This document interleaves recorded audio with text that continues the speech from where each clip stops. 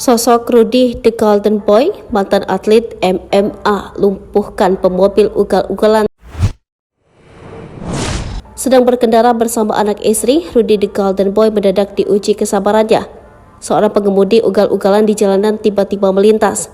Sadar bahaya yang mungkin ditimbulkan pengemudi mobil ugal-ugalan tersebut, Rudy The Golden Boy tak tinggal diam.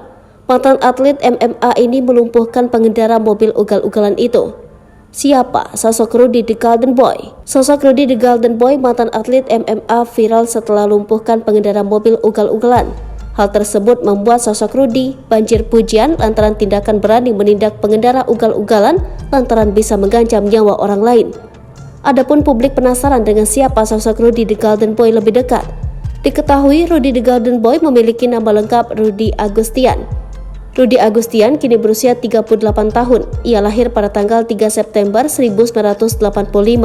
Memiliki tinggi badan 168 cm. Dia sempat tercatat sebagai atlet MMA di One Pride MMA. Rudy Agustian kini diketahui mencalonkan diri sebagai calon legislatif dari Partai Solidaritas Indonesia.